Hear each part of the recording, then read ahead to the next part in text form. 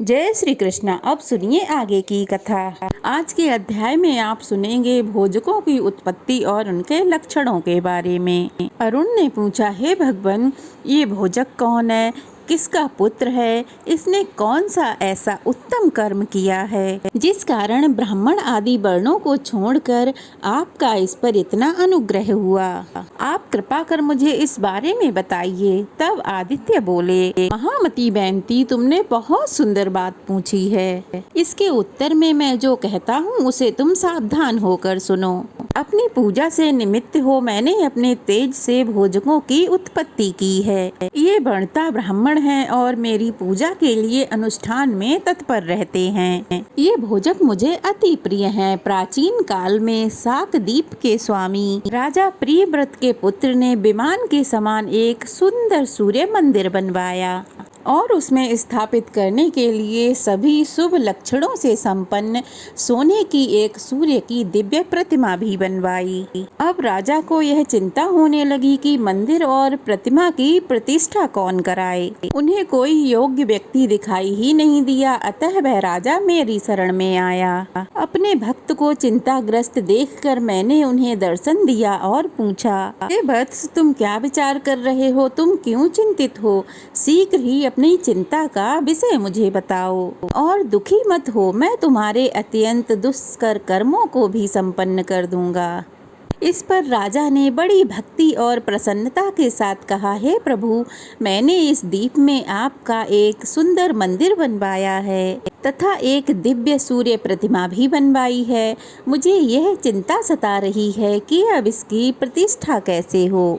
राजा के इन वचनों को सुनकर तब मैंने कहा, हे राजन, मैं अपने तेज से अपनी पूजा करने के लिए मग संख्यक ब्राह्मणों की उत्पत्ति करता हूँ। मेरे ऐसा कहते ही चंद्रमा के समान श्वेत वर्ण वाले 8 बलशाली पुरुष मेरे शरीर से प्रकट हो गए। वे सभी कांसाए वस्त्र पहने हुए थे, हाथों में पिटारी और कमल पुष्प लिए हुए थे तथा सांगोपांग चारों वेदों और उपनिषदों का पाठ कर रहे थे। इनमें से 2 पुरुष ललाट से, 2 वक्षस्थल से, 2 चरणों से तथा 2 पादों से उत्पन्न हुए। उन महात्माओं ने मुझे पिता मानते हुए हाथ जोड़कर मुझसे कहा, हे पिता, हे लोकनाथ, हम आपके पुत्र हैं।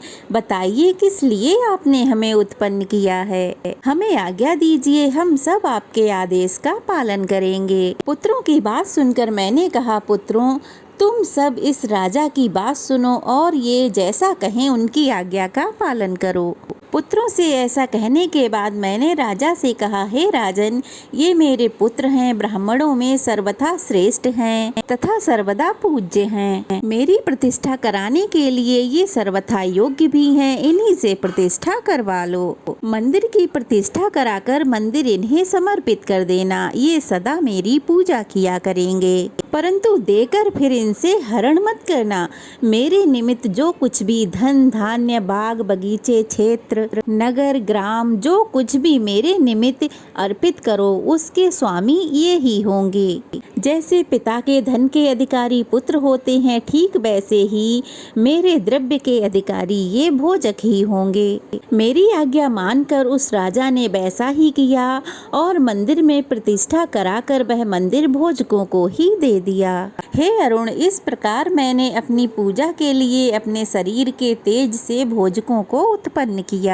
यह मेरे आत्म स्वरूप है। मेरी प्रीति के लिए जो कुछ भी देना हो वह भोजकों को ही देना चाहिए, परंतु भोजक को दिया हुआ धन कभी वापस नहीं लेना चाहिए। भोजक हमारे संपूर्ण धन के स्वामी हैं। भोजकों में यह लक्षण होने चाहिए, वह पहले वेदा अध्ययन कर फिर गृहस्थ जीवन में प्रवेश करे, त्रिकाल स्नान करे, दिन रात पंचकृत्यों द्वारा मेरा पूजन करे, वेद ब्राह्मण और देवताओं की कभी निंदा ना करे, नित्य हमारे समक्ष शंख ध्वनि करे। 6 महीने नित्य पुराण सुनने से जैसी प्रसन्नता होती है वैसी प्रीति केवल एक बार शंख ध्वनि सुनने से ही हो जाती है। इसलिए भोजक को नित्य पूजन में शंख बजाना चाहिए। वे अभोज्य पदार्थ सेवन नहीं करते हैं, इसलिए भोजक कहलाते हैं। और नित्य हमको भोजन भी कराते हैं, इसलिए भी वे भोजक कहलाते हैं। वे सदा मग का ध्यान करते हैं, इसलिए मगध कहे जाते हैं। भोजक परम शुद्धि कर अभ्यंग धारण किए बिना सदा अपवित्र रहता है। जो अभ्यंग धारण किए बिना मेरी पूजा करता है उसको संतान नहीं होती और मेरी प्रसन्नता भी उसे कभी प्राप्त नहीं होती। भोजक को सिर मुड़ाकर रहना चाहिए और शिखा यानी कि चोटी अवश्य रखनी चाहिए। रविवार को तथा षष्ठी को नक्त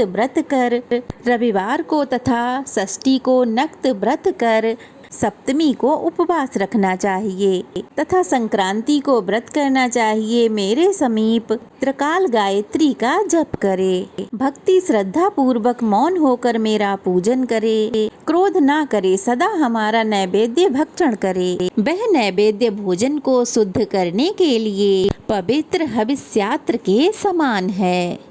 मुझे चढ़ा हुआ गंध पुष्प वस्त्र आदि आभूषण कभी बेचे नहीं। स्नान कराए जल निर्माल्य तथा देवाद अर्पित वस्तु तथा अग्नि का उल्लंघन ना करे। सदा प्रसन्न रहे, क्रोध कभी ना करे तथा क्रोध अमंगल वचन अशुभ कर्मों को त्याग दे। हे अरुण, इस प्रकार के लक्षणों वाला भोजक मुझे अत्यंत प्रिय है। भोजक का सदा सत्कार करना चाहिए। तुम्हारे ही समान भोजक मुझे अत्यंत प्रिय है। महात्मा परावसु कहने लगे, इस प्रकार अरुण को उपदेश देकर सूर्य नारायण आकाश में भ्रमण करने लगे और अरुण भी यह सुनकर बहुत प्रसन्न हुआ। श्री ब्रह्मा जी बोले, इस प्रकार परावसु के मुख से यह कथा सुनकर राजा सत्राजीत और उनकी रानी विमलवती बहुत प्रसन्न हुए। उन्होंने पृथ्वी पर जहाँ जहाँ सूर्य मंदिर थे वहाँ मार्जन और उपलेपन करवाया। सब मंदिरों में कथा कहने के लिए पौराणिकों को नियुक्त किया और बहुत सा धन दिया। वे नित्य विविध उपचारों से भक्ति पूर्वक सूर्य देव की पूजा उपासना करने लगे और अंत में उन दोनों ने उनकी प्रीति प्राप्त कर उत्तम गति प्राप्त की। आज की कथा यहीं समाप्त हुई। जय श्री कृष्णा। अगली कथा में आप सुनेंगे भद्र ब्राह्मण की कथा तथा ज्येष्ठ मास में सूर्य मंदिर में दीपदान करने के बारे में। जय श्री कृष्णा। आज की कथा कैसी लगी कमेंट बॉक्स में बताइएगा। अच्छी लगी हो तो वीडियो को लाइक करके शेयर करें और अगर नए हैं तो प्लीज़ चैनल को सब्सक्राइब जरूर करें। इससे पहले की कथा अगर आपने नहीं सुनी है तो प्लीज़ जाकर जरूर सुनिएगा। जय श्री कृष्णा। राधे राधे।